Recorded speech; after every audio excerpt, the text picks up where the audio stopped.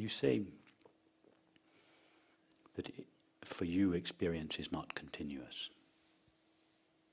This is just one way that I will try to push you a little bit deeper into this investigation. You say that your experience is not continuous. So tell us about the times when experience is not present. If experience is discontinuous, there must be times when experience is present and times when it is not present. Tell us about the times when it is not present.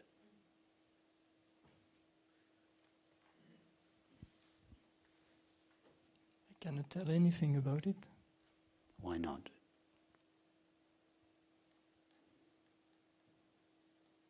You're right, but why not?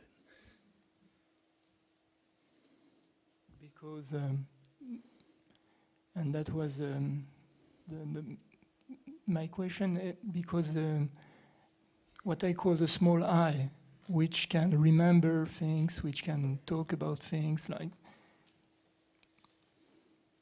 was not present, you know, so, yeah. The reason why you cannot tell us about those times when experience is not present is because if those times were really your experience, they would be experience. You would be aware of them. Awareness would be present to know them.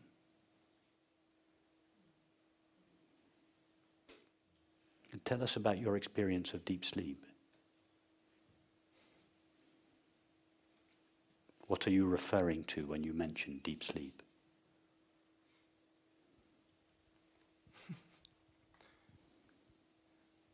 I see where you want to go. I see where you don't want to go.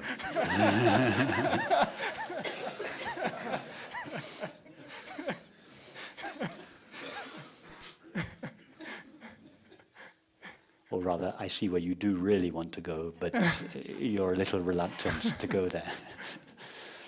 Yes. No, just because, yes, you know, very often you use this question and this conscious analysis of our experience to say, okay, this is permanent, you are aware of being aware.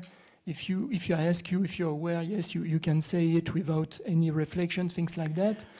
And during this deep sleep state, what I mean is that from my experience, it could also be a time when there is nothing. I think the entire world, consciousness could disappear. If there was nothing, how could you legitimately claim there is nothing if you were not aware of it? So even if there is nothing in deep sleep, in order to claim it, you must be able to say, nothing is my experience. In other words, I am aware of it. Now, in order to be aware of nothing, there must at least be awareness, which is not nothing. Yes, I have the feeling that when I say there is nothing, it's because I make a kind of mental induction when I wake up, saying, okay, it seems that there is a discontinuity in my experience. A discontinuity of things. Yeah. No, there is nothing. There is no thing. But there was no discontinuity in your experience. Yes, there was nothing on the screen. There was no thing on the screen. But you cannot claim the absence of awareness. You cannot say, awareness, I had the experience of awareness disappearing. I, awareness, had the experience of my own absence. We cannot make that statement, because I, awareness, must have been there to be aware of that experience. Yeah, sure. So sure. Deep sleep may be the absence of things, no things, but it is not the experience of the absence of awareness. It is only because we identify or associate what we essentially are, awareness, with the mind and the body, that we think the absence of things is the absence of myself. Therefore, deep sleep is a cessation of all experience. It's not. It is just a cessation of objective experience. No one has ever or could ever experience the cessation of awareness. When I say nobody has ever or could ever, I'm implying that people, bodies, experience awareness. No, it is awareness that is aware. Right now, it is not our bodies that are aware. It is only awareness that is aware. Right now, it is only awareness that is aware.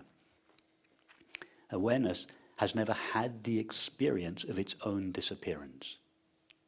Ask awareness that question now. With your mind, pose the question, have you awareness, have I awareness, ever had the experience of my own disappearance?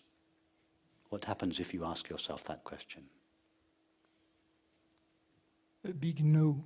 Perfect. Perfect.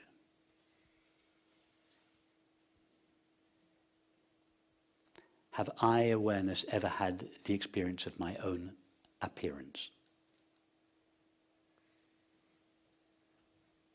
No. In other words, have I awareness ever had the experience of being born? No. What about, have I awareness ever had the experience of my own disappearance or death? No, impossible. So what are you going to trust? Are you going to trust awareness's experience of itself? And after all, awareness is the only one that has or knows experience. Are we going to trust awareness who says of itself, I, in my own experience of myself, am ever present and without limits, and know no birth, aging, or death? Or are we going to believe thought that identifies awareness with the limitations that belong to the body and says awareness comes and goes, it was born, it grows old, it grows sick and dies? Which are you going to trust? Awareness's own testimony of itself, or thoughts, beliefs about awareness?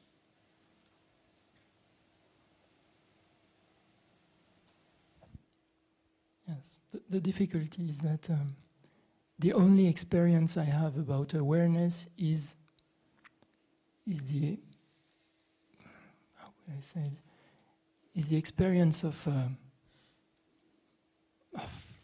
this little, what I call. No. You say, the only experience I have of awareness, as if the I that has experience of awareness is something other than awareness itself. It is awareness that experiences awareness. When I ask you the question, are you aware? What do you say? Yeah. You say yes. Yeah. In that pause between the question, am I aware, and the answer yes, awareness is aware of awareness. Only awareness is aware. Bodies are not aware. Only awareness is aware. So when we say, it is my experience that I am aware, we mean it is my awareness's experience that I, awareness, am aware. But don't you think that if I could really feel that, and if what could really feel that? I mean, without the filter of my ego, without the filter of my small I would be liberated. I mean, and I won't necessarily be here. I mean, but the filter of what you call the small I, or the mind, is a filter that awareness itself freely assumes in order to appear to itself as the world. The image is not superimposed on the screen from the outside. It is the screen itself which takes the form of the movie in order to realize or make knowable an aspect of its infinite potential. It is awareness itself that assumes the form of mind, that is thought and perception, and in doing so realizes or makes knowable a segment of its infinite potential. In doing so, invariably, awareness loses itself in its own creativity. Having given birth to the mind, having given birth to the world within itself, it then loses itself in its own creation and becomes a self in the world. Like a spider giving birth to a web out of herself and then losing herself in the web, from which she then has to extricate herself. So the separate self is simply the true and only self of infinite awareness that has temporarily lost itself in its own creativity and now has to find its way back to itself. When it finds its way back to itself, it realizes, oh, I actually never left myself. I was always with myself. There was nowhere else to be. There is nowhere else in experience to be other than in awareness. So awareness realizes, I dreamt up this whole dream of losing myself in the world and regaining or returning to myself. You know, there are some teachings describing this kind of, you know, you search for yourself, you go to Advaita meetings, you read books, you see DVDs, you whatever you can, and then comes this time when you are fed up with all that, because you realize that you're trapped. All this kind of effort is a kind of... No, I don't like those kind of teachings. Just be blunt about it. You know, nobody ever realized their true nature because they were fed up. Being fed up is not the path to peace and happiness. The path to peace and happiness is this deep love and interest for the nature of reality. So I recommend you choose very carefully which teachings you go to. At best, these teachings that say, oh, we eventually get fed up with all this X when we just give up and we go back down to the pub and we carry on as before. These, at best, just, it's like having a glass of wine. It just numbs the pain for a few hours or a few days. It gives us a temporary ease from our suffering that we mistake for the peace of our true nature.